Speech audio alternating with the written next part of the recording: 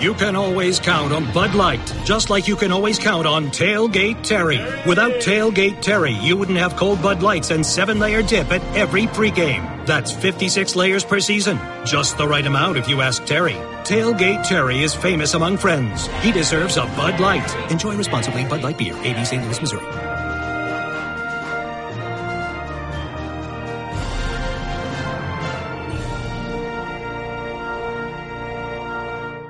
Guys, wouldn't your wife or girlfriend love it if you treated her to the very best this Christmas? Now you can, with the world's softest pajamas by Pajamagram. Created by a team of pajama experts, the world's softest PJs are lighter than a cloud, softer than a bunny, like cashmere, only better. She'll love how heavenly they feel. Includes free gift packaging and Christmas delivery is guaranteed. So visit Pajamagram.com or call 1-800-GIVE-PJs. Our new presenting sponsor is ZipRecruiter. Are you looking for a smarter way to hire great candidates? With ZipRecruiter, 80% of employers who post a job get a quality candidate to the site in just one day. Try it for free at ZipRecruiter.com/06010. That's ZipRecruiter.com/06010. You're using Drake's name in vain, but you are a fair weather Drake fan. I'm not a Drake fan. I'm not a Drake fan. You are a fair weather. You're in the 06010. Never gonna hustle in case you didn't know. Matthew Berry, TMR. You guys go ahead, give me grief for being on SportsCenter for 45 seconds. I think you could do better than me because I don't think you could. Jailbait, Field Yates. You're terrible at hashtag improv. At Field Yates. At Field Yates. Stephania Bell. Oh, don't let Barry convert you. Secret Squirrel, Daniel Dodd. Make it happen. Mediocre fantasy advice. You're older than people realize. That never stops. Loyal 06010 listener. Welcome in to Monday's show. It's Fantasy Focus Football Podcast. Field Yates and Matthew Berry. Stephania Bell, good morning to both of you. Good morning. It's a good morning for at least Stephania. Stephania is over the moon happy right now. Her 49ers are now 4-1 in their past 5 games. And they're on a 3-0 winning streak. Now here's my question to you. Are you legit happy just in the sense, obviously you're excited because, like, wow, Garoppolo's everything we thought he might be and frankly more. Like he's been nothing short of magical, on a, and by the way, and that's with like learning probably like, a third of the playbook. If that. So, you think about this guy getting a full season under Kyle Shanahan and, whether it's Garcon or adding some more weapons in the offseason. So the future is certainly bright in San Francisco. I understand that. But are you happy that they won? Like I would think, look, you guys aren't going anywhere this year. So wouldn't you have rather like lost that game to Tennessee and again get a better draft pick? Nope, not at all. Because I watched what Kyle Shanahan and John Lynch did with the draft this past year. Oh yeah. And they've made some pretty good moves, and I think I don't think this notion that winning a couple games is going to completely jeopardize that. Not worried at all. Not worried. How could you possibly advocate for losing? Yeah, listen, as a Redskins fan, I'm a Redskins fan. It ain't our year. I'd rather have the better draft pick. I'd rather have the better draft pick. I think it's a loser's mentality. It is. And by the way, ask our friend Keith. They've had the top draft picks for years, and how's that working out? I don't think it's all who makes them and what they do with them. Am I right, Field? I agree with you on that one, Stephania. It's not the picks, it's what you make of the picks. And yeah, I think it's a good thing for the 49ers to win. I was in Kansas City in 2009, and we went to Denver in the final weekend of this season. And we went on the road in a game that Denver was not in the playoffs, but we went there and we pummeled the Broncos. And I will not forget that locker room feeling after that game. And everybody felt like that was the start of something. Right. The way we had finished that season was going to catapult us to the good things ahead. And it's beyond, you get the locker room, you get the fan base, which has been largely absent. They haven't been able to fill the seat. They got all these people who own seats who aren't showing up. Like, you're starting to get the buzz in the Bay Area. Like, hey, when you're 49ers who were dynasty so what you're saying guys. Is that, so I see what you're saying. This makes sense now. Now I finally understand it. Now I understand the field. This is what she's saying. Like, so as you're saying, like, we have all these people that own seats, but they don't show up.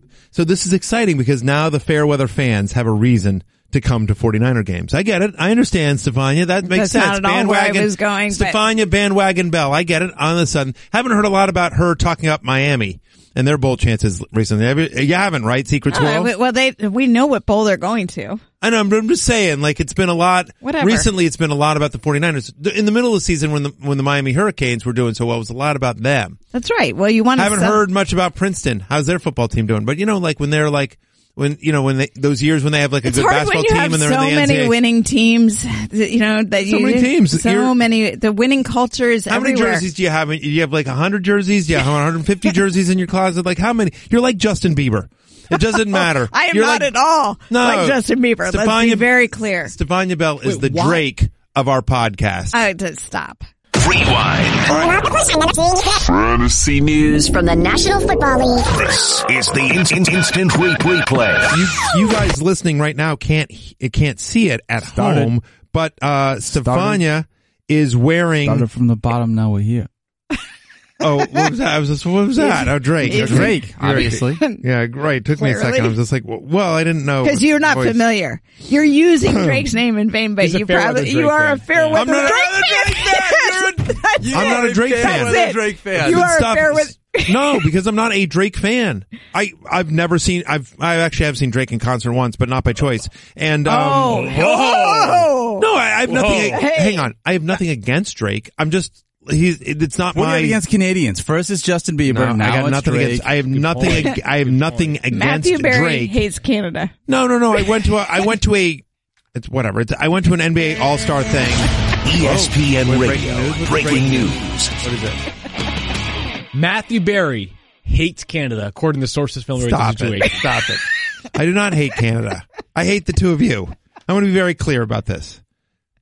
If you're asking me, who do I like between Canada and you two nudniks? It's Canada all the time. Give me some maple syrup. Listen, I have nothing against Drake. I'm just saying, not my style of music.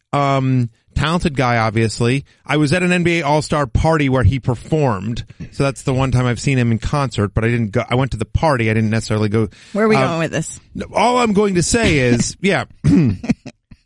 Where we're going with this is that I'm not a Drake Fairweather fan. You, however, Stephania Bell, like I was going to say, Stephania Bell is wearing a bunch of Star Wars gear because it was the #1 movie at the box office. So now, Stephania Bell jumps on that bandwagon. It doesn't matter what. She's not. I do think you hate Canada. I love Canada. I had some great Canadian beer recently. Really good. Fernie's Brewing Company. Anyway, let's get to the football. Field always good with the beer plug. Always good with the beer plug. It allows me to find a way to get it in. That's nice. Break off the conversation and get us right back into football. Well done, Field. Drunk Field. It's 8:10. I'm not. How many beers does it take to get you drunk? Because you drink a lot of beer, so I think your tolerance is high. On the other hand, you weigh 130 pounds. Right. So I would think like literally half a beer would knock you out. Well, the thing about beers, like it depends on the alcohol content, right? Like sure, of course. Some beers, that's what I'm asking. How many beers does it take you to get you loopy? Depends. It depends on if it's a double IPA with 9% alcohol, those things can. It's also he's in training. He's in training. How many for PBRs though? Run. Like just straight PBRs? I can guzzle PBRs. Would you do? Here's a question. As people, by the way, it's the holiday. It's the holidays. It's a season of giving. So for those of you who haven't yet but still want to check out runfieldrun.com. Correct. And support our friends Field and Chapin in their Boston Marathon run as they raise money for the Jimmy V Foundation for cancer research. If we get you to that 30,000 goal, which is the new goal that we've set. Very close. Yeah. Yeah. Beer mile? Beer? I mean, like, would you chug a beer every mile? A beer marathon? Beerathon? That's a lot. That's 26 beers. Are you looking for a new co-host next year? Because I would not survive if I ran 26 beers. If I ran 26 miles of the beer mile variety. I'm not looking for a new co-host. Gotcha. Not the way I would phrase it necessarily. Got it. All right. Well, let's get to football. All right. We had 2 games on Saturday night. They began, or Saturday afternoon and then evening. It began with Chicago and Detroit. It's week 16 of the season, or it's almost week 16 of the season. We're going to streamline our process here. We do not need to account for every single player in every single game. We're going to give you the information you need to know. You're either in the finals. Yep. And you know sort of who brought you to the dance, as it were. Yep. Or you're not, and you're just listening for the nonsense. Right. We will, as we get further towards the end of the season here, we'll do some Dynasty and Keeper talk in Week 17 especially, but... We got a lot of stuff that we'll cover over the next couple of weeks that will help you looking ahead. But For the Bears, Jordan Howard was disappointment, 10 rushes for 37 yards and 4 catches for 26 yards. He drives me up a wall. Like this was a great matchup with the Lions. Yeah, and so I don't think it's him though, is it? 3 yards a carry. Some of it was him, some of it was a usage. They just didn't, Detroit came to play. Give the Lions credit. I sure did. So 10.3 points for Jordan Howard on Saturday afternoon. He was a player that probably was going to be... Made my love list and... Ugh. Oh, okay. Well, yeah. Kendall Wright, though, in consecutive games has been a big-time factor for this Chicago passing offense. 7 catches for 81 yards and 13 targets. So for the past 2 weeks, he's got 24 targets and 17 catches for 188 yards. All right, in a deeper league, Matthew, could you see Kendall Wright being a flex consideration in a finals matchup? It's tough, but, desperate times call for desperate measures. Yeah, I think he could potentially be. I wouldn't feel super confident about it, but you're in a deeper league. You've just lost Antonio Brown. Right. You're sitting there going like, oh boy, I need somebody. So here's a guy that's gotten a lot of usage and certainly a matchup that does not scare you at home against the Cleveland Browns. Yeah, he's on the waiver wire column for this week in the very deep section because, again, this time of the season, don't overthink things too much. Yeah, 24 targets over the last 2 weeks is 24 targets over the last 2 weeks. For the Lions, Matthew Stafford, another good day, 237 passing yards, 2 touchdowns, good for 17 fantasy points. The 2 wide receivers, though, were just okay. Golden Tate, 3 catches, 33 yards, 6.3 points in PPR scoring. And Marvin Jones, 3 catches for 85 yards, north of 11 points. Not a massive day for either one of those players, and a kind of quiet day overall for this offense. That defense had 3 picks of Mitch Trubisky. That really was the story of the day for Detroit. Yeah, I agree. And, so Chicago's defense has kind of played tough all year long. Tate did not have a great game against them in the previous matchup either. So, they've done a nice job against him. As it is, what are you going to do? They are at Cincinnati, a Bengals team that seems to have sort of phoned it in for the season. So very nice, I believe better days are ahead for all of the Lions pass catchers. 3 for 85 is fine with Marvin Jones, but whatever. Ebron gets one of the scores. TJ Jones gets one of the scores. It was just, kind of one of those fluky games. Eric Ebron rounding into form at just the right time. Of course. Just soon enough so that people can write, this is the year Eric Ebron breaks out columns once again. Right. Or they could just dust off the ones that they've had for the last 4 years and just update the dates. That's right. Yeah. 2018. It's coming your way sooner rather than later. The Chiefs and the Chargers play on Saturday night at Arrowhead. Thank you, Starfania. The Chiefs waxed the Chargers. This game, 30-13 was the final. On the Chargers side, kind of a quiet night offensively for the entire offense, not named Melvin Gordon. Yeah. Gordon led the team with 6 catches, led the team with 91 receiving yards, also had 19 rushes for 78 yards and a touchdown. A stud season for him. When Keenan Allen has just 10.4 fantasy points and it feels like a massive disappointment, that tells you how good he has been of late. Also a bit banged up, Stefania. Yeah, carted off the field late in the game, so this got everybody nervous. And I felt a little bit guilty, to be honest, because Mina Kimes had tweeted about the amazing season that Keenan Allen was having, and I responded, and no sooner did that happen than Keenan Allen was carted off the field. Wow. Exactly. So, it's you and Mina. I've been praising the fact that he's been able to stay healthy so far this year. Apparently, it's his back that's bothering him. The good news is he was up and walking around the locker room, seemed to be in good spirits after the game. So, no specifics on the injury, but it sounds like it may be not as severe as it initially looked. And how about Hunter Henry, the tight end, who also was a little banged up in this game? Right, and leaves with what they call an undisclosed injury. Now, oftentimes that's a head injury situation, but you're not going to get anything from the Chargers until their first report this week. Which should be Wednesday because they're back on a normal Sunday game schedule. Correct. Phillip Rivers really disappointed in a key spot. Second game this season against Kansas City, he has had 3 interceptions. He gets you 7.1 fantasy points. For the Chiefs, your ride or die was back, Matthew, and he was back in a good way. It was amazing. It was amazing. It's just like, where was this in the middle of the season? Like, it was his end of the year numbers are going to look fantastic, but it's so weird how it's been all bunched up at the start of the season and at the end of the year. Well, it's helped Kansas City. He was brutal for a 9-game stretch there. Not his fault. Right, but he was terrific on Saturday night, 24 rushes, 155 yards and a touchdown, 7 catches for 51 yards and a touchdown, 39.6 points in PPR scoring for Kareem Hunt. For the Chiefs, they kind of streamlined things over these past couple of games, right? It's the 4 names you need to know. Kareem Hunt, awesome. Tyreek Hill, again, awesome. 5 catches for 88 yards and a long touchdown. Travis Kelce, 6 for 46 And then Alex Smith, 18.5 fantasy points. Another functional night for him at quarterback. Yeah, it was a nice game here. Tyreek Hill got behind the defense for one big one, and Alex Smith hit him in stride. That particular play wins me a season-long board bet. Correct. There on Tyreek Hill. Congratulations and, to you. And the other thing here that helped is the Kansas City Chiefs defense played really well, which obviously then goes to game flow, and it's one of the reasons why Kareem Hunt was able to get 31 touches in this game. Right. So the Chiefs now have an 8-6 record. If they win one of their final two games, they clinch the AFC West. The Chargers need the Chiefs to lose both of their games and win both of their games to the Chargers to have a chance to take that division. Let's get to the Sunday games, and we begin in Western New York, where the Bills win 24-16 over the Miami Dolphins. But the Dolphins have two players that are absolute studs when it comes to fantasy football. Kenyon Drake, 23.3 points, 16 rushes for 78 yards and a touchdown, plus 6 catches for 35 yards on 11 targets. What a revelation he has been. 21 or more fantasy points now in 3 straight games. Here's the list of other running backs that have done that this season, just this entire season. Okay. Forget about right now in the playoffs when you need them. But just this season, the running backs that have had 3 straight games of at least 23 or more fantasy points, I think I said 21, 23 or more fantasy points in 3 straight games. Alvin Kamara, Le'Veon Bell, Todd Gurley, Kareem Hunt. Pretty good company, huh? That's it. And so it's happening at the right time here for Kenyon Drake. He's scored now in 3 of his last 4 games. You watch this game, to be candid, a lot of this came in junk time. Sure, it did. But it all counts. It definitely does, and the volume has been there. And until Damian Williams returns, you expect that volume to persist. And I don't even care if Damian Williams returns. I mean, nothing personal against Damian Williams, but honestly, I don't know how.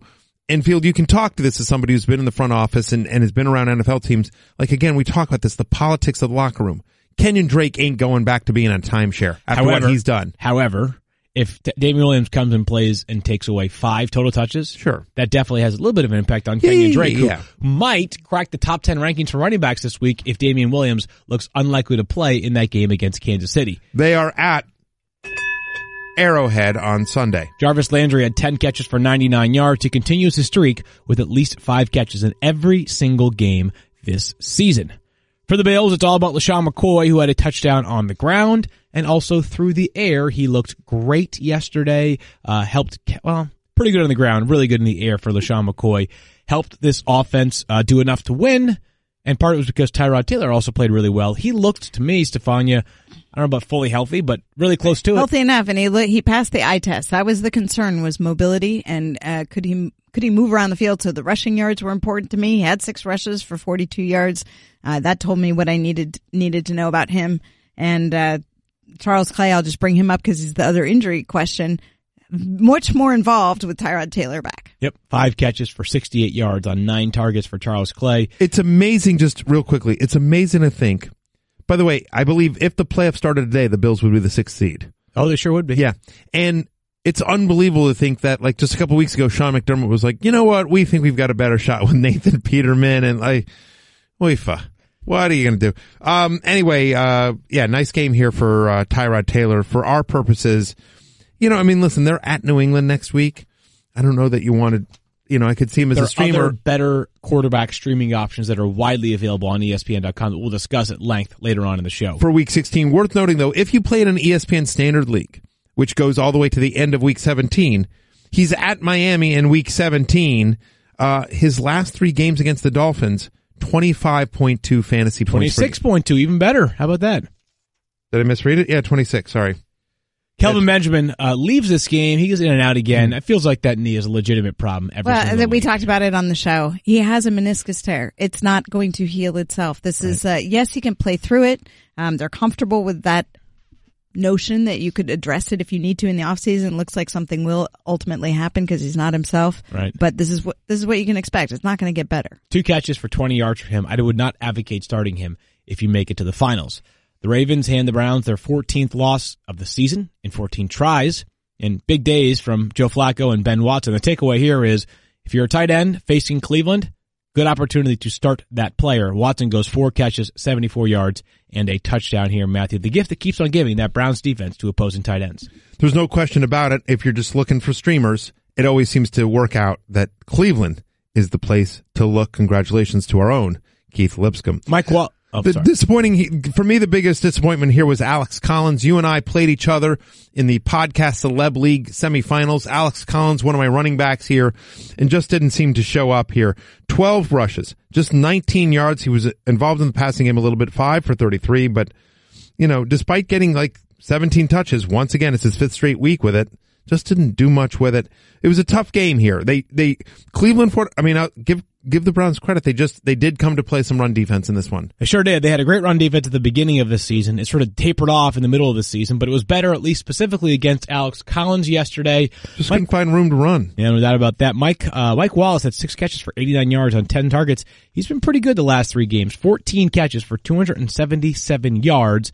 And his role might continue to be a busy one because Jeremy Maclin left this game early on with a knee injury. Yeah, Jeremy Maclin out with a knee. It's sort of been banged up intermittently across the season between his back and his knee. Mike Wallace came into the game as questionable because of his ankle, but he put those concerns to rest. Sure did. Yeah. Buck Allen gets a decent amount of work here, 13 for 70, ultimately 14 but it was mostly in, clock killing mode late. I wouldn't read too much into it. Alex Collins remains the running back you want in Baltimore. For the Browns, not a whole lot here, guys. Duke Johnson goes over 15 points because he had 7 rushes for 23 yards and a touchdown. Isaiah Crowell had 4 catches to help get him over 10 points in fantasy.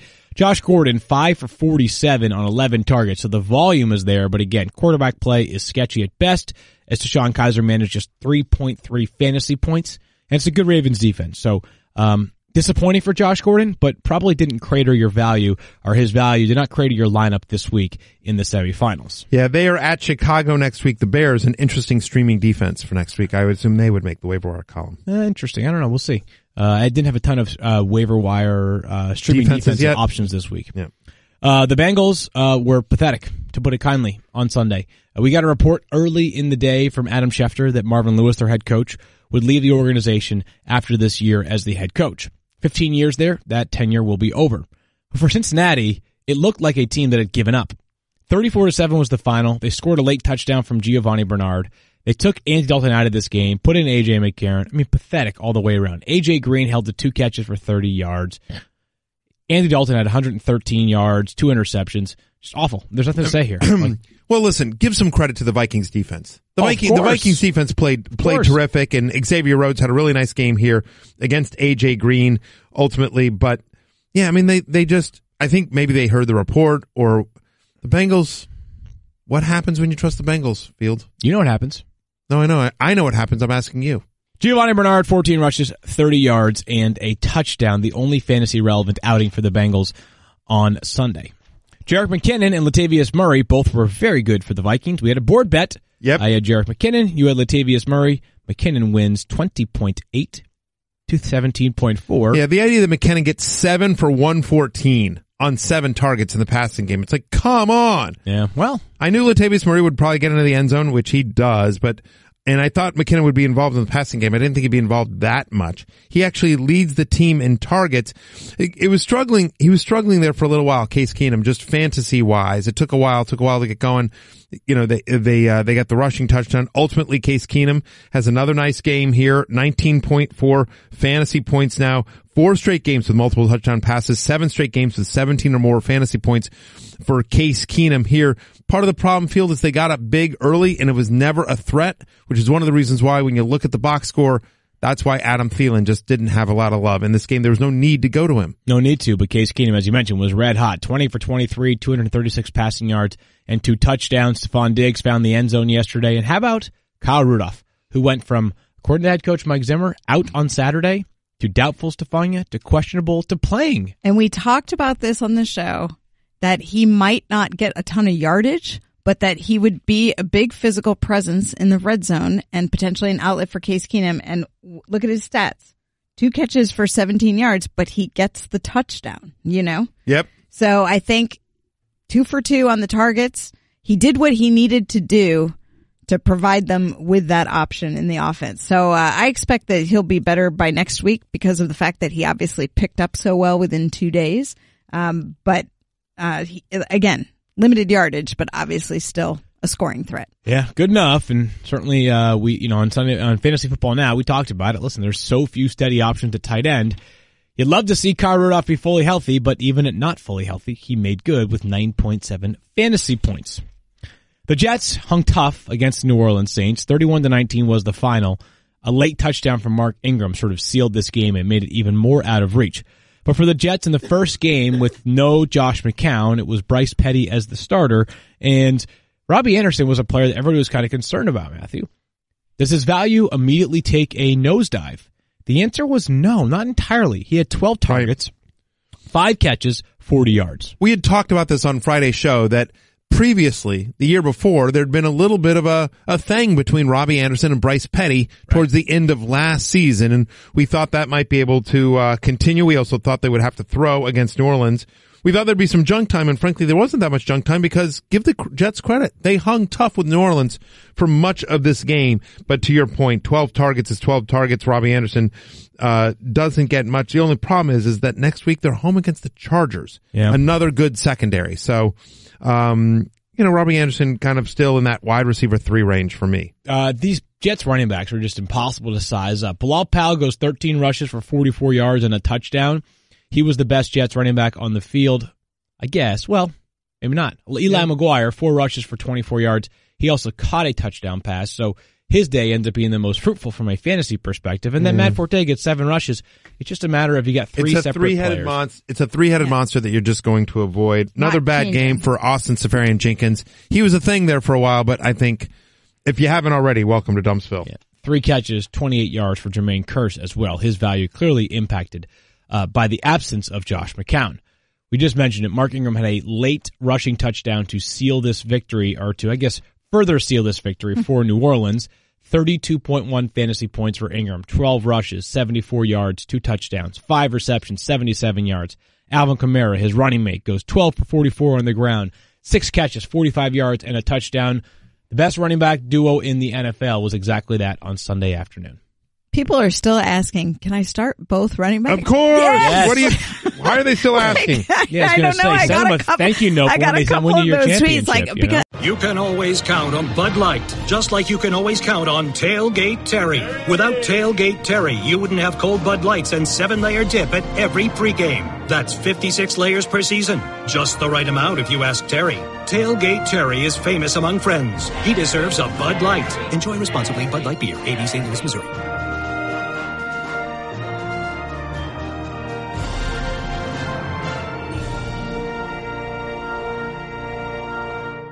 Guys, wouldn't your wife or girlfriend love it if you treated her to the very best this Christmas? Now you can, with the world's softest pajamas by Pajamagram. Created by a team of pajama experts, the world's softest PJs are lighter than a cloud, softer than a bunny, like cashmere, only better. She'll love how heavenly they feel. Includes free gift packaging and Christmas delivery is guaranteed. So visit pajamagram.com or call 1-800-GIVE-PJs. Our new presenting sponsor is ZipRecruiter. Are you looking for a smarter way to hire great candidates? With ZipRecruiter, 80% of employers who post a job get a quality candidate to the site in just one day. Try it for free at ZipRecruiter.com/06010. That's ZipRecruiter.com/06010. You're using Drake's name in vain, but you are a fair weather Drake fan. I'm not a Drake fan. I'm a Drake fan. You are a fair weather. You're in the 06010. Never gonna hustle in case you didn't know. Matthew Berry, TMR. You guys go ahead, give me grief for being on SportsCenter for 45 seconds. I think you could do better than me because I don't think you could. Jailbait, Field Yates. You're terrible at hashtag improv. At Field Yates. At Field Yates. Stephania Bell. Oh, don't let Barry convert you. Secret Squirrel, Daniel Dodd. Make it happen. Mediocre fantasy advice. You're older than people realize. That never stops. Loyal 06010 listener. Welcome in to Monday's show. It's Fantasy Focus Football Podcast. Field Yates and Matthew Berry. Stephania Bell, good morning to both of you. Good morning. It's a good morning for at least Stephania. Stephania is over the moon happy right now. Her 49ers are now 4-1 in their past 5 games. And they're on a 3-0 winning streak. I'll have you know. No, here's my question to you. Are you legit happy just in the sense, obviously you're excited because, like, wow, Garoppolo's everything we thought he might be and frankly more. Like he's been nothing short of magical, on a, and by the way, and that's with like learning probably like, a third of the playbook, if that. So, you think about this guy getting a full season under Kyle Shanahan and, whether it's Garcon or adding some more weapons in the offseason. So the future is certainly bright in San Francisco. I understand that. But are you happy that they won? Like I would think, look, you guys aren't going anywhere this year. So wouldn't you have rather like lost that game to Tennessee and like again get a better draft pick? No, not at all. Because I watched what Kyle Shanahan and John Lynch did with the draft this past year. Oh yeah. And they've made some pretty good moves, and I think I don't think this notion that winning a couple games is going to completely jeopardize that. Not worried at all. Not worried. How could you possibly advocate for losing? Yeah, listen, as a Redskins fan, I'm a Redskins fan. It ain't our year. I'd rather have the better draft pick. I'd rather have the better draft pick. I think it's a loser's mentality. It is. And by the way, mentality. I mean, ask our friend Keith. They've had the top draft picks for years, and how's that working out? I don't think it's all who makes them and what they do with them. Am I right, Field? I agree with you on that one, Stephania. It's not the picks. It's what you make of the picks. And yeah, I think it's a good thing for the 49ers to win. I was, I was in Kansas City in 2009 and we went to Denver in the final weekend of this season. And we on the road in a game that Denver was not in the playoffs, but we went there and we pummeled the Broncos. And I will not forget that locker room feeling after that game. And everybody felt like that was the start of something. Right. The way we had finished that season was going to catapult us to the good things ahead. And it's beyond, you get the locker room, you get the fan base, which has been largely absent. They haven't been able to fill the seat. They got all these people who own seats who aren't showing up. Like, you're starting to get the buzz in the Bay Area. Like, hey, when you're 49ers who were dynasty guys. So what you're saying is that, so I see what you're saying. This makes sense now. Now I finally understand it. Now I understand it, Field. This is what she's saying. Like, so as you're saying, like, we have all these people that own seats, but they don't show up. So this is exciting because now the fair weather fans have a reason to come to 49er games. I get it. I understand, Stephania. That makes sense. That's not at all where I was going. Stephania Bandwagon Bell. I get it. On the sudden, haven't heard a lot about her talking up Miami and their bowl chances recently. You haven't, right? Secret 12? Well, we know what bowl they're going to. I know. I'm just saying, like, it's been a lot. Whatever. Recently, it's been a lot about the 49ers. In the middle of the season, when the Miami Hurricanes were doing so well, it was a lot about them. That's right. Well, you want to. Haven't heard much about Princeton. How's their football team doing? But like when they're like. Those years when they have like a good basketball team and they're in the NCAA. So many winning teams, many teams. The winning culture is everywhere. How many jerseys do you have? Do you have like 100 jerseys? Do you have 150 jerseys in your closet? Like how many? You're like Justin Bieber. It doesn't matter. I am not at all like Justin Bieber. Let's be very clear. Stephania Bell is the Drake of our podcast. Stop. Rewind. Fantasy news From the National Football League. This is the instant replay. You guys listening right now can't see it at home, but Stephania is wearing. Started from the bottom. Now we're here. Oh, what was that? What was that? Oh, Drake. Drake, obviously. Yeah, right. Took me a second. I was just like, well, I didn't know. Because you're not familiar. You're using Drake's name in vain, but you are a fair weather Drake fan. I'm not a Drake fan. That's it. Drake fan. You are a fair weather. No, because I'm not a Drake fan. I've never seen. I actually have seen Drake in concert once, but not by choice. And no, I have nothing. Hang on, I have nothing against Drake. I'm just. It's not what against Canadians. First it's Justin Bieber. No, now I got it's nothing Drake. against. I have nothing. I have nothing against Matthew Berry Drake. hates Canada. No. I went to It's whatever. I went to an NBA All-Star thing. ESPN Radio. Breaking news. What is it? Matthew Berry hates Canada, according to sources familiar with the situation. Stop it. I do not hate Canada. I hate the two of you. I want to be very clear about this. If you're asking me, who do I like between Canada and you two nudnicks? It's Canada all the time. Give me some maple syrup. Listen, I have nothing against Drake. I'm just saying, not my style of music. Talented guy, obviously. I was at an NBA All-Star party where he performed. So that's the one time I've seen him in concert, but I didn't go. I went to the party. I didn't necessarily go. Where are we going with this? All I'm going to say is, yeah. Where we're going with this is that I'm not a Drake Fairweather fan. You, however, Stephania Bell, Like I was going to say, Stephania Bell is wearing a bunch of Star Wars gear because it was the #1 movie at the box office. So now, Stephania Bell jumps on that bandwagon. It doesn't matter what. She's not. I do think you hate Canada. I love Canada. I had some great Canadian beer recently. Really good. Fernie's Brewing Company. Anyway, let's get to the football.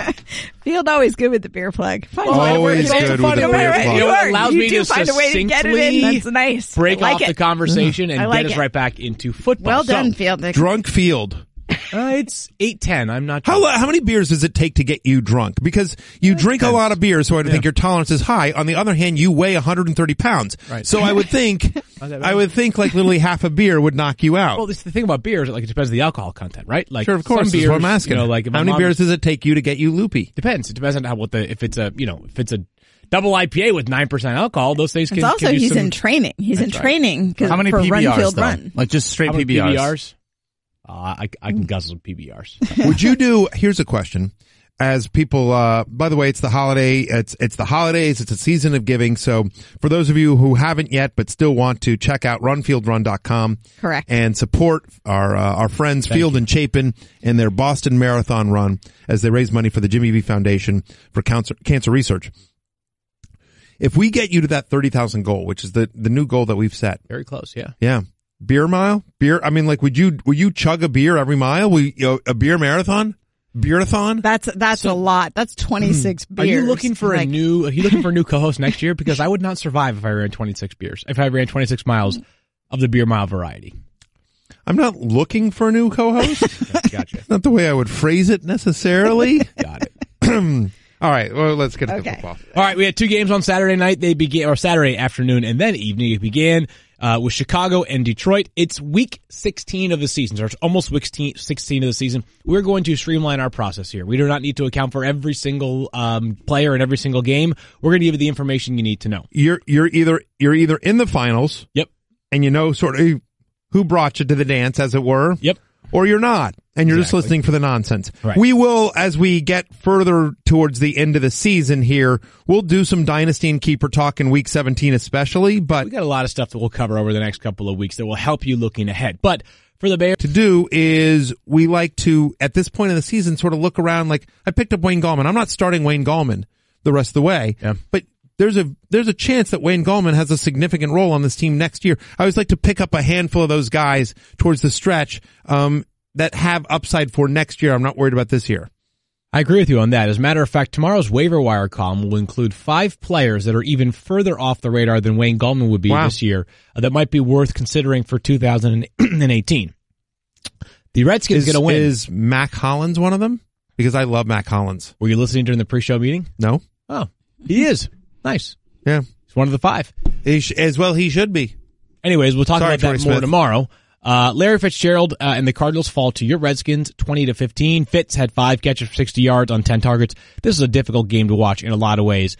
Both sides failed to bring the offensive firepower, Matthew.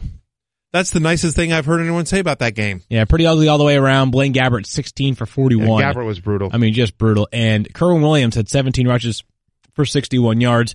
Sort of stuck in the mud running the ball, and then he got hurt as well. Right, suffered a quad injury reportedly, so that's why he could have touched the ball more than he did.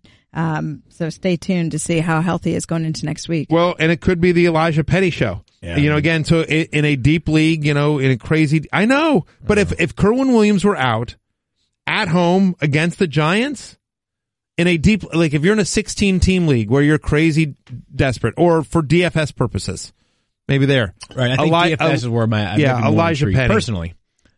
Yeah. You'd like him at home against the Giants if you knew he was going to get 20 touches, which if Kerwin Williams is out, good chance of that. This felt like a game, like a vintage week 15 when these two teams have nothing to play for other than just like pride and finding out where they will actually finish in the draft order. Yep. For Washington, Kirk Cousins actually finished with 15.8 fantasy points, in part because of a strong opening drive, I believe it was, where he hooked up with Jamison Crowder for a short touchdown pass. So Crowder goes 555 with the touchdown. Kirk Cousins, 15.8 fantasy points. And then Capri Bibbs, activated to the roster in the middle of the week, has a long screen pass for a touchdown. He's a player that's somewhat familiar because of his time previously in Denver, traded to San Francisco this offseason. Not a bad showing for him. No Chris Thompson, obviously. He's been out for the year. Byron Marshall, who they signed up the Eagles practice squad, also now on IR. So Capri Bibbs, again, just, another body to sort of play that passing down, third down back in Jay Gruden's offense. That play was a thing of beauty. I mean, so Kirk Cousins gets credit for the touchdown pass, but it was like a 3-yard pass. Right. And then Capri Bibbs did the rest. Samaje Perine disappointed with 14 rushes for 37 yards, and Vernon Davis just 2 catches for 18 yards on Sunday. Maybe the game of the day, or at least the return of the day, was Aaron Rodgers coming back to the Green Bay offense, and how would he look against Carolina? Well, the final score was 31-24 in a very, very fun game. Carolina wins. Aaron Rodgers, the good and the bad. We'll start with the medical, because Stephania, he said after the game he was sore, but again, naked eye evaluation, it felt like he looked like Aaron Rodgers. Fine. Yeah, so I felt like there were a couple things. You always look for, all the medical people are looking for the hit, and do you get back up? And the way he landed, on the right side, had a couple where he had the wrist hit the ground first, a couple where the shoulder hit the ground. He was sort of pile driven in, and every time, there was one time he got where he kind of face planted down, and when he got up, he looked like that one hurt. Yep. But every time he came back and he was throwing. So that was the big test, was take the contact and get back up. The other thing I saw, though, and I think this speaks to the strength, the arm strength not fully being there, was him underthrowing more than you expect to see Aaron Rodgers underthrow. So I think a few of those that's going to get better as he gets stronger. For the first time in 8 years, he threw 3 interceptions in a single game. He was picked off 3 times by that very good Carolina defense that has been, sort of struggling of late against the pass. They showed out yesterday. Rodgers finished with 290 passing yards and 3 touchdown passes, plus 43 rushing yards. So he had 21.9 fantasy points. From a fantasy perspective, he was exactly what you hope for. That's what you hope for from Aaron Rodgers. But let's get to the rest of this offense. Davante Adams left this game, Stephania. It's a concussion. Second one he suffered so far this season. Right. His second of the season, his third in the last 2 years. I thought this was an important when, Thomas Davis hit him. There were a couple things. Thomas Davis is probably going to hear from the league on this one. Yep. Left his feet, helmet to helmet. It was pretty easy for the average viewer to spot that this was one of those inappropriate hits. Thomas Davis clearly remorseful on the sideline too. I think that was important to see because, he knew, it was like the player knew at the time that was not a good thing to do. But obviously concerned for Davante Adams given the fact that he's had a couple of concussions back to back now. Yeah, and this is the second time he's been involved in a play that's going to come subject to the NFL's review. We'll see what Thomas Davis' potential punishment could be, but Adams left the game with a concussion. He had 5 catches for 57 yards and a touchdown prior to that. But I think there are a lot of questions, so we'll see whether or not he plays next Sunday against Minnesota. We will cross that bridge later on in the week. But with Aaron Rodgers returning, we thought perhaps Jordy Nelson returns as well, Matthew. Yeah, I certainly thought he would. He was on my love list. Yep, and that is not what happened. Yeah, but you know what? His stat line would have been way different if Aaron Rodgers hadn't underthrown him on that pass. I think it was in the third quarter. Could have been like a 75-yard touchdown pass. Exactly. I mean, I can't throw him for him. If you watch that game, Jordy Nelson was targeted 6 times, had 3 catches. One would have been a big play catch that would have probably added another. I mean, think of it. If it was like 60 yards and a touchdown, we'd be saying you'd be talking Jordy Nelson's back. So I think the way he's being looked to in the offense, Jordy Nelson is still going to be relevant here. Certainly, especially because if Davante Adams were to miss some time. They do play Minnesota next week. You would expect Jordy Nelson to get the Xavier Rhodes treatment, but again, we don't know just yet. Maybe Randall Cobb will rank high in our rankings. Cobb had 14 targets yesterday, 7 catches for 84 yards, and a brilliant touchdown catch. A player that, I don't want to say it's underutilized, but every time I see him touch the ball, and part of it is because of his stature, maybe they have to kind of protect a player from taking a litany of hits, but Randall Cobb is such a dazzling talent in the open field. 7 catches, 84 yards, and a score for him. Yeah. Jamal Williams, 10 rushes for 30 yards, and no involvement in the passing game. Next up, Minnesota. Watch out there. It's been a fun run, Jamal Williams, but it would be tough to trust him next week, given what we saw. And credit the Carolina Panthers run defense, who played really, really well in this one. They sure did. And speaking of Carolina, Cam Newton has this rise to the moment sort of vibe to him, right? And when everybody's talking about Aaron Rodgers and his return, Cam Newton goes out there and throws 242 passing yards, 4 touchdowns, 58 rushing yards. He was unbelievable. Heading into Monday night, he is the number one quarterback in fantasy for week 15. Just exactly what you want to see in the fantasy playoffs. Yeah. And you know, we've talked about this. One of the reasons we were concerned or nervous about him early in the season is the rushing going to come down? We keep hearing about how he was so banged up and they wanted to run him less. 14 for 58 on the ground for Cam Newton here in this win me one. A fancy board bet too. Yes, I'm sure he will be. 20 points or more in 4 of his last 6. What was the board bet we had with Cam? DC Live Show made the Kirk Cousins versus Cam Newton board bet. Rest of the run away. You might want to bleep that because I said. Christian McCaffrey had a big day on Sunday as well. 25.6 points, 6 catches for 73 yards and a touchdown. Not that that's necessarily surprising from Christian McCaffrey, but I want you, if you haven't yet, to go back and watch the film, the clip that is making its way around the internet. Clay Matthews, Cam Newton, pre-snap. If you missed it, Cam Newton, Clay Matthews, good pre-snap recognition, had an idea of what the play might be from Carolina based off of formation and alignment. Cam Newton sort of jaws back and says, watch this. And it was just great. Watch the real route. Watch the real route. Right, and then goes, you've been studying or something. You're watching film. Good for you. Watch this. Yeah, it was a pretty awesome moment. Really good and then moment. Cam calls a shot and delivers. So well done there by both gentlemen. Nothing short of terrific there for Cam McCaffrey, Cam Newton, and Christian McCaffrey. Christian McCaffrey. But Stephania, the story here that I think a lot of people were surprised by, and maybe they shouldn't have been, but maybe they should have been. I don't know. Greg Olsen, 9 catches, 116 yards, and a touchdown on 12 targets. Greg Olsen is a phenomenal talent, one of the best tight ends in football. But we knew that it was going. We knew it was coming. We just didn't know when. Right. We didn't know it was going to happen. You couldn't count on it yesterday based on what you saw last week. Right. Every week removed from the surgery, of course he's going to be better. But we just didn't expect him to explode necessarily this week. But now that it's happened, here's the thing. Now that it's happened once. Now that it's happened once, he's going to be, for me at least, ranked accordingly this week. Like he'll be a top probably 5 or 7 tight end. I haven't looked at the matchups or the rankings as of yet. But yes, he will be a starting tight end for me in this week's ranks. Good to see. We know this is a player that has worked immensely hard to make sure he can get back to full strength. He made my hate list, and people were like, that's what they sound like on Twitter. But I've always wondered. Yeah. And I had somebody else saying like, I can't believe I didn't start Greg Olsen. And I'm just like, why would you? He's been brutal. He has not been usable at all. Hang on. He's had 4 starts.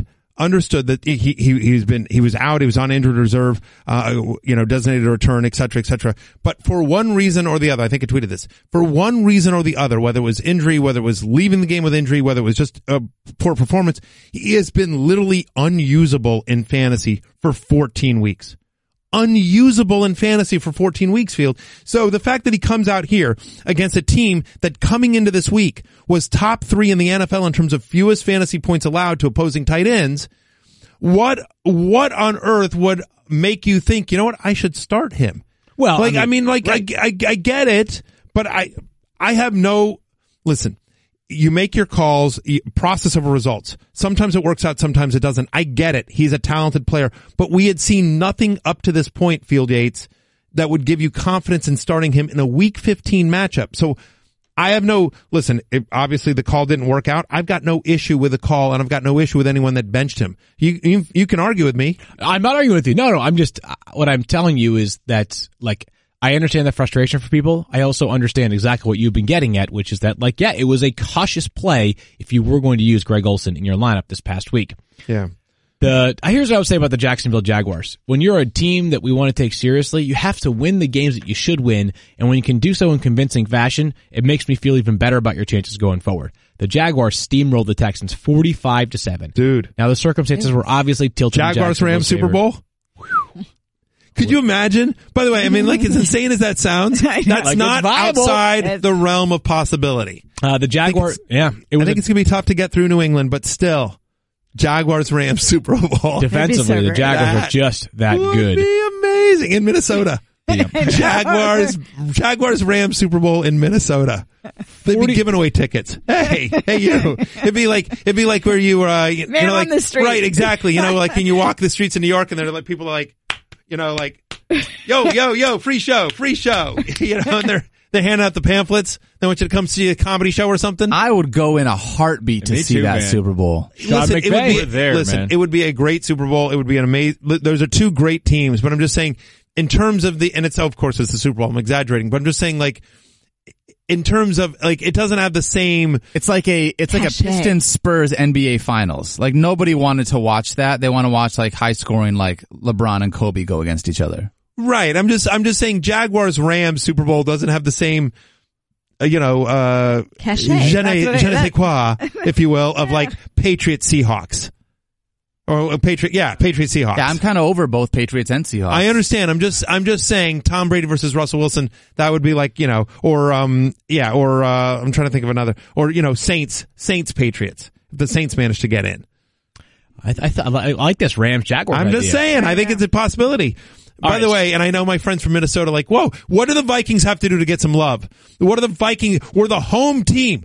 What do the Vikings have to do to get some love? Because the Vikings have a very legit Super Bowl chance as well. They sure do, but let's get back to this game, Matthew, where Houston, a quarterback... does not have a Super Bowl chance. They do not, but obviously things changed when Deshaun Watson got injured earlier on this year. TJ Yates stepped in to replace Tom Savage.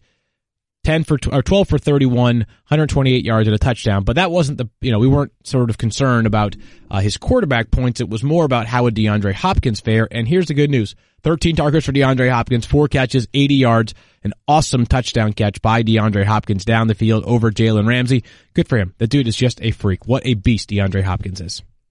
I mean, and this is why we say you start your studs. I know people were like, it's Jacksonville. We say you got to. He's matchup proof, and that's exactly what he did. That's exactly what he did. They are home to the Steelers next week. On Monday Night Football, of course, as well. I believe it's the final edition of Monday Night Football on ESPN, which will be next week.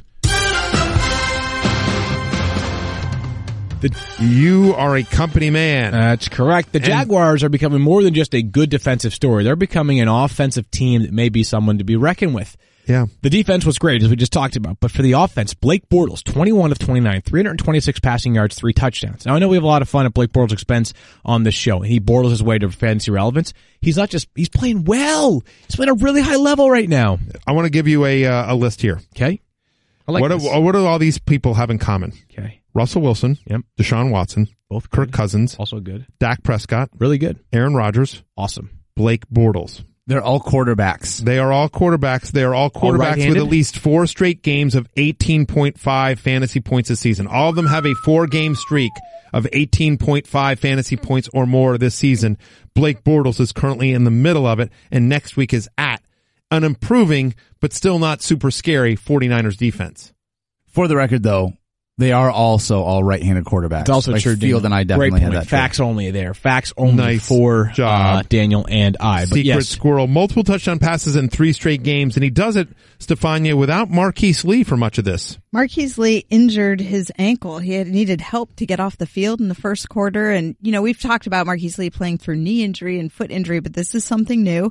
X-rays, according to Adam Schefter, sprained ankle, X-rays initially negative, getting an MRI today on Monday. I think there's still some concern about the significance of the ankle sprain that he suffered.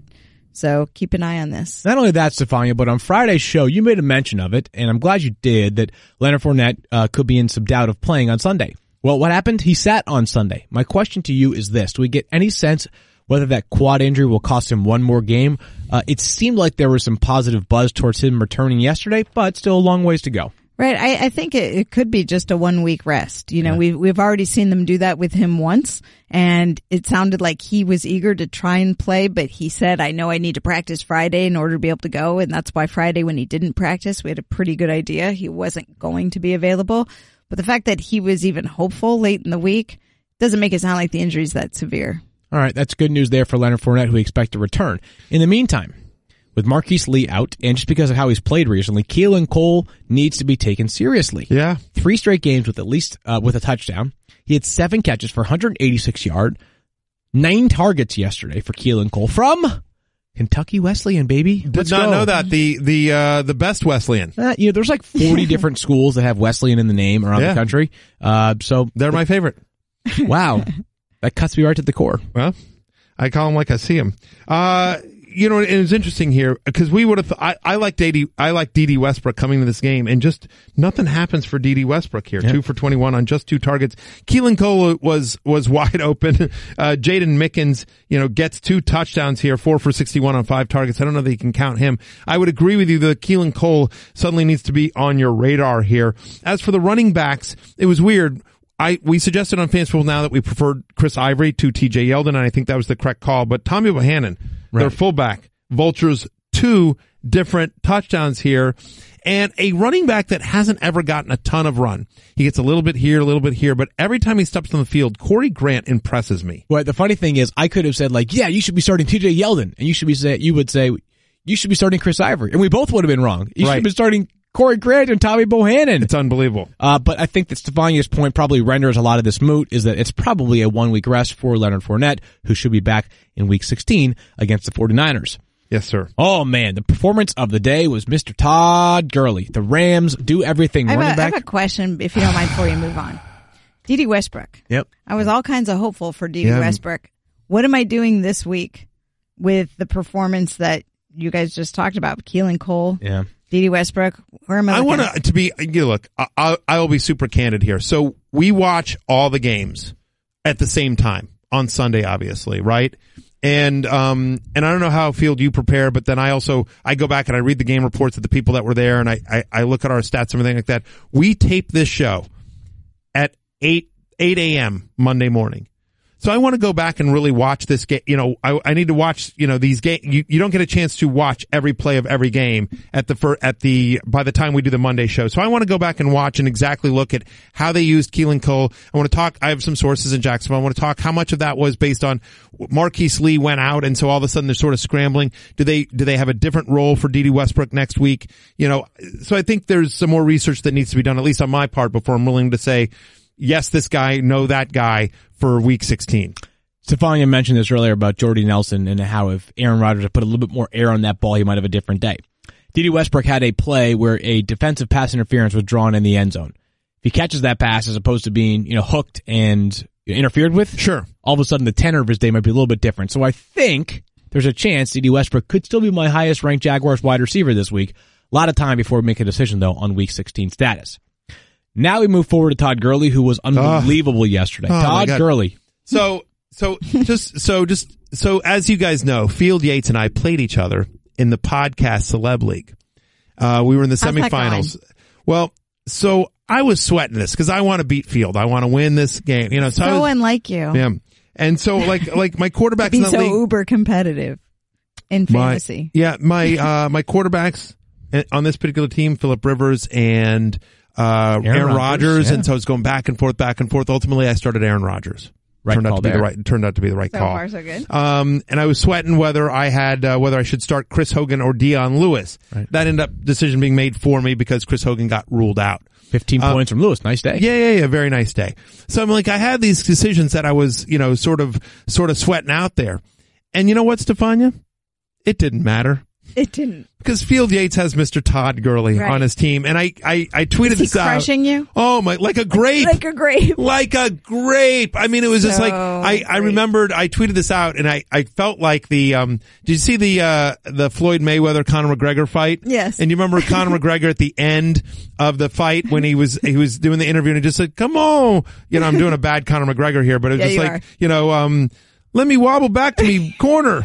And that's what I felt like with Todd Gurley. Like, let's stop. Let me wobble back to me corner. Like, it was just unbelievable. Just, it kept coming and coming and coming. And like, he had like 2 touchdowns in like the first 10 minutes or something like that. I'm like, oh, you gotta be kidding me. And then he gets the third one. I'm like, oh, stop it.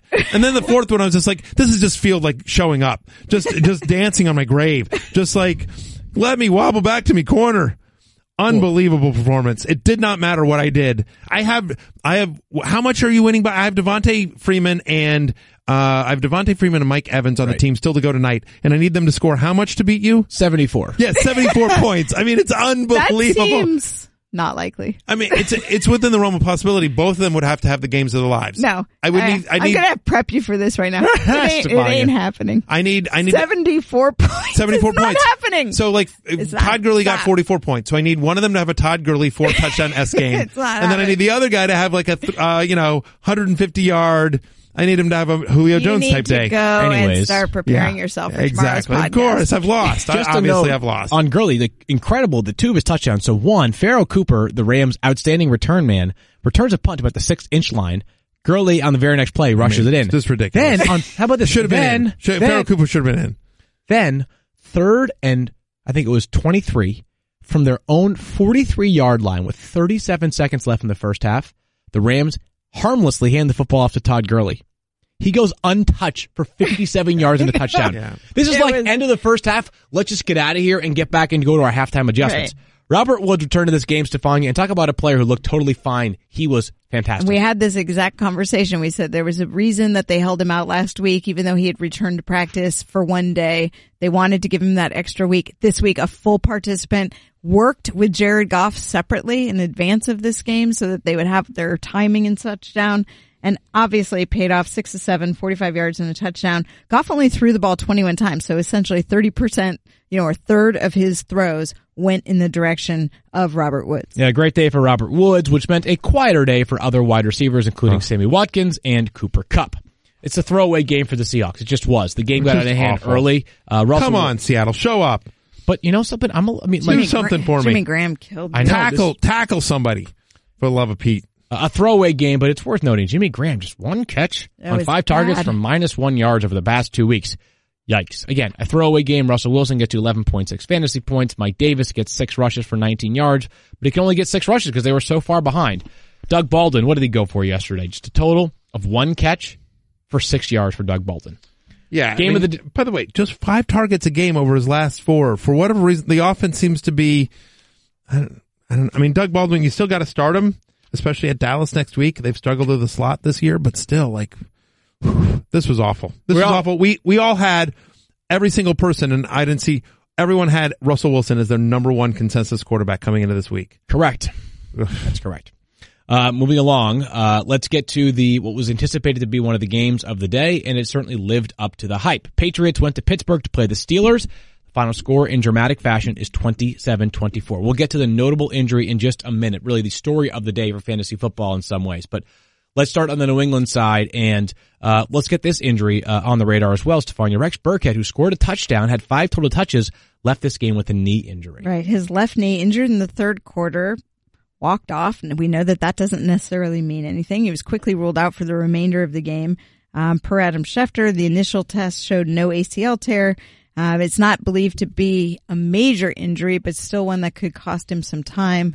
So give it a day or two for that to start to seep out. If there's anything less than a dramatic ligament tear, we're probably not going to get a ton of information from the Patriots. So I would just treat it as if it appears it's not season ending, it's good news for the Patriots. Patriots, go ahead. Did clinch a playoff spot yesterday. They have now an inside track to a first round bye as well. But it sounds like there's a possibility we won't see Rex Burkhead next week against Buffalo, maybe even the week after that against the Jets. It'll be interesting to see what the Patriots do here, if Burkhead is to miss this next game or anything. Does Dion Lewis sort of take that role over? They've been using Burkhead as sort of their goal line back. Does Mike Gillislee start becoming active? Does he get active again? James White, does his role increase? Be interesting to see. I think, does Mike Gillislee make your waiver wire column this week? You cannot trust him in week 16. Because I expect him to be active. This is assuming Burkhead misses the next 2 weeks. If Gill, you wouldn't trust him, but is it worth grabbing him in case you play in week 17 and then you see some usage from him in week 16? Really interesting thought. I probably will put him in there just because of this mention you just made. He did not make it at first blush, but that's a good idea. I just sort of think listen, if I had to rank Patriots running backs right now, I would assume Burkhead's not going to play, so I'd rank them Lewis, White, Gillislee in that order. But again, it's the Patriots, and who knows, what they will do there, especially because we also don't really know the status of Chris Hogan. Chris Hogan, who missed this game, Stephania, kind of a surprise there. We thought maybe he would play, given that he played last Monday night, but Adam Schefter broke the news he would not play. And it sounds like this is a player that, even though he played last week and played a ton of snaps, 55 of 61, was just not himself. He was on the field. He wasn't involved in the offense that much, at least not from a place that would be fantasy productive. Maybe we should have been a little bit more mindful of the fact that the team signed Kenny Britt during the week. We all thought of it as like, this is just a flyer, right? They're adding toys, the Patriots, right? Right. You know? Instead, it ended up being, now he only played 2 snaps to Kenny Britt, but maybe it's a contingency plan. He in had case 1 catch. He did have a catch, but maybe it's a contingency plan in case Hogan has to miss more time going forward. Brandon Cooks, 4 catches for 60 yards. Good day for him. Tom Brady, 298 passing yards, 15.7 fantasy points. But the dominant player for them was Gronk.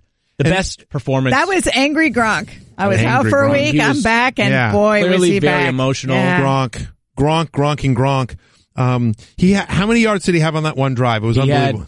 I'll tell you, for the very first and only time in his career, Gronk had exactly 69 receiving yards on that drive to help the Patriots beat the Pittsburgh Steelers. 9 catches, 168 yards, 27.8 fantasy points for Gronk.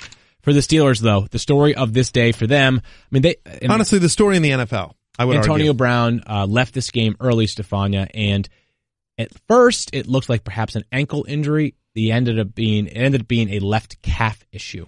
Right, and if you saw what happened, he sort of got his leg. It looked like it got crunched, took a hit to his leg. It was early in the second quarter, went for some x-rays, was helped off the field by 2 members of the medical staff. We didn't see him putting weight on it initially, and we heard then there was no fracture, so that there was possibility of a deep bruise. He was taken to the hospital for further evaluation and monitoring. We heard later the report from Adam Schefter. It was a partial tear in his calf muscle, and according to Schefter, per his source, Brown is unlikely to play next week. They hope they have him for the postseason.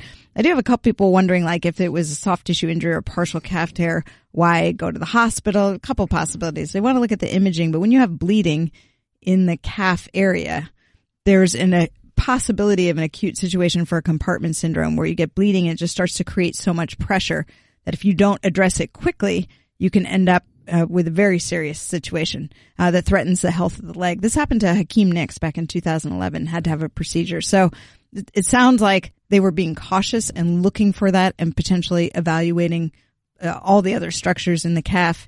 If it's a partial tear, remember, that can still, there's a range of severity even with a partial tear. It sounds dramatic, but if they're talking about him available for the postseason, tells me it can't have been that severe because calf injuries are tough to come back from.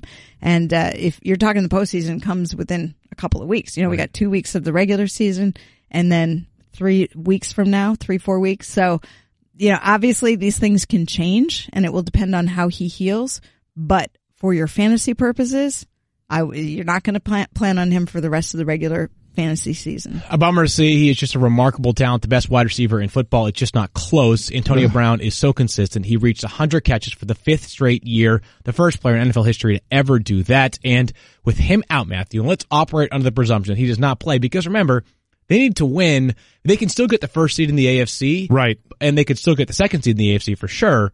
Houston and Cleveland, not particularly imposing opponents. They may say, based off what happens in week 16, they could potentially hold Antonio Brown out if they don't have. You get my point. Yes, they could potentially hold him out if they've clinched something or they there are a lot of circumstances. He is their franchise. They have Super Bowl aspirations. Yes, he is such a huge part of their team. They're not going to risk further injury by bringing him back early, just in terms of seeding or something like that. Thank you for coherently saying what I could not get out right there, but. Who benefits the most? What does this mean for the pass catchers in Pittsburgh, and what does it mean for Ben Roethlisberger for these next 2 weeks? Look, anytime you lose a player of Antonio Brown's stature, it doesn't help. Right. It ain't good. Right. I mean, let's be clear about that. So it's a hit to Ben Roethlisberger. They're on the road next week, so now you've got road Ben. It's at Houston, though, which is a secondary that struggled. So my guess is that with Antonio Brown, Ben Roethlisberger on the road is probably like a, top 5 or 6 play. Maybe he's down in the, 8 or 9 range or something like that. I think you're still starting him. My expectation is you'll lean more on Le'Veon Bell. Obviously you see an uptick in value for Juju Smith-Schuster and Martavis Bryant. Yep. I think the expectation is because of where they play that Martavis Bryant takes the bigger hit. The bigger value leap, if you will, for me.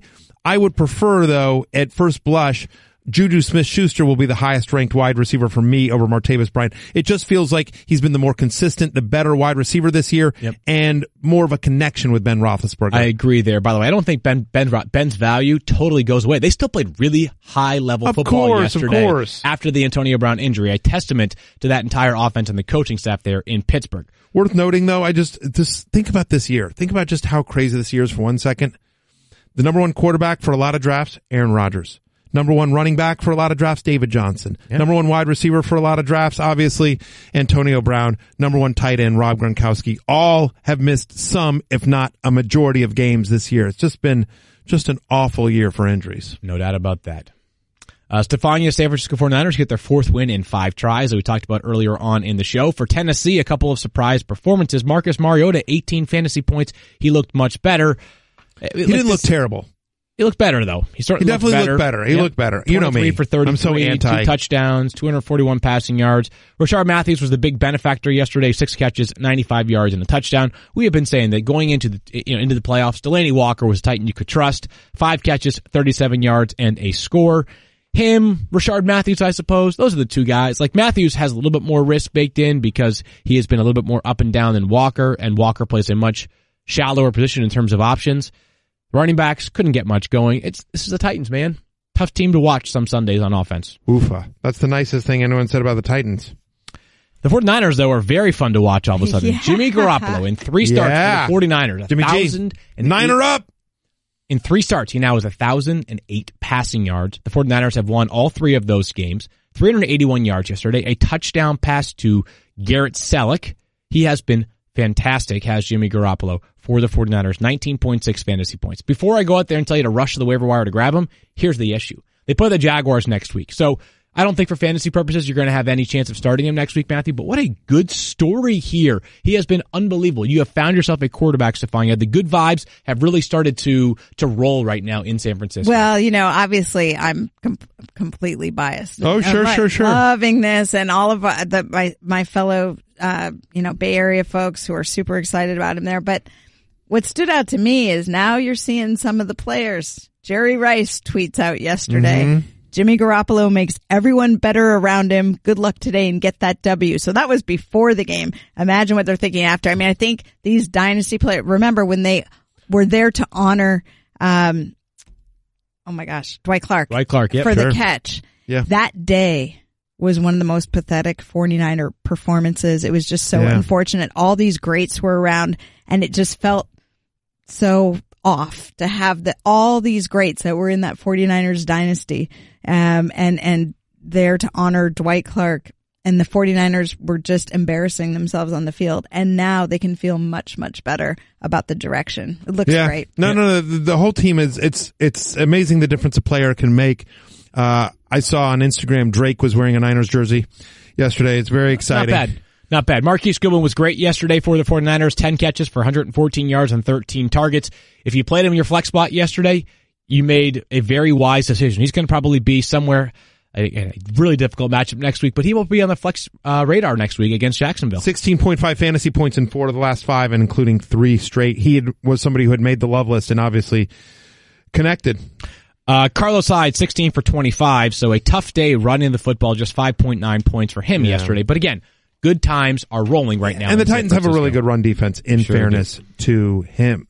But real quickly, before we move off the 49ers, Robbie Gould has been nothing short of amazing. He's available in about 54% of leagues. I would humbly suggest he makes your waiver wire column. I know it's a kicker, but 15, 17, 24 points. I'm with Guys you, dude. Just been money in the bank. You think about the kind of difference Greg Zuerlein has made for a lot of fantasy teams this year. Robbie Gould is doing the same thing over the last couple of weeks here, and certainly at home against the Jaguars, you could see even more potential opportunities for Robbie Gould to kick some field goals. Not a bad call. That last field goal that he kicked to win it won me a playoff game. Congratulations to you. We move along to the last game of the night. A crazy finish between the Raiders and the Cowboys. Oh my gosh. The Cowboys win 20-17. For those who may have missed it, the game ended with a couple of bizarre plays. The sneak attempt by Dak was so close. Right. They literally had to get an index card out from the pocket of the referee to see if it had been first down or not. Anyway, I honestly thought he had it. Like, I didn't think it was that close with that second push that he got it, but whatever. Sure.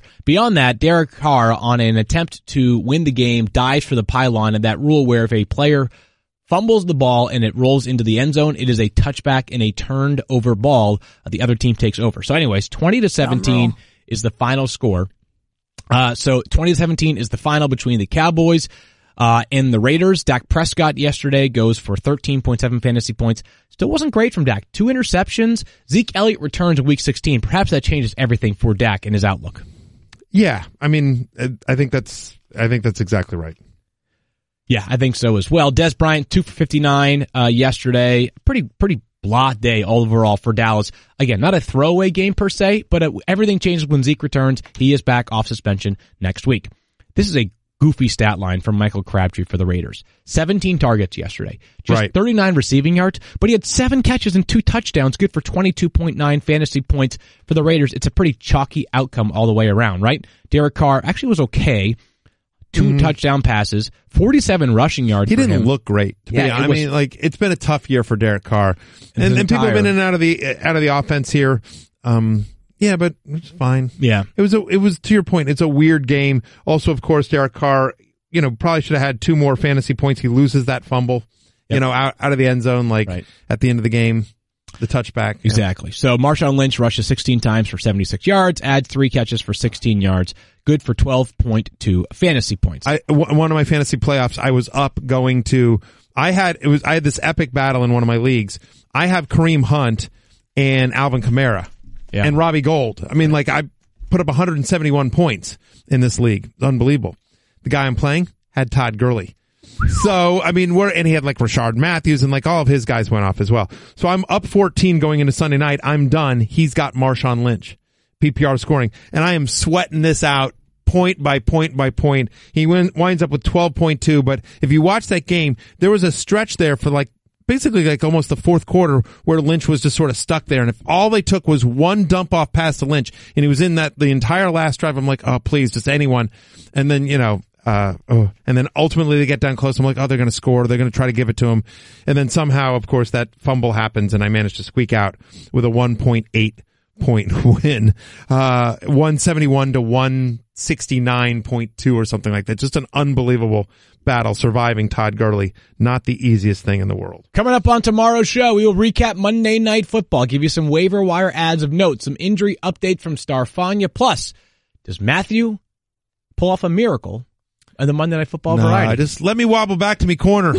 Let me wobble back to me corner. In the meantime, find Stephania on Instagram, StephaniaB87, and on Twitter, Stephania_ESPN. Matthew Berry is Matthew Berry TMR on every form of social media, except for the Fantasy Life app.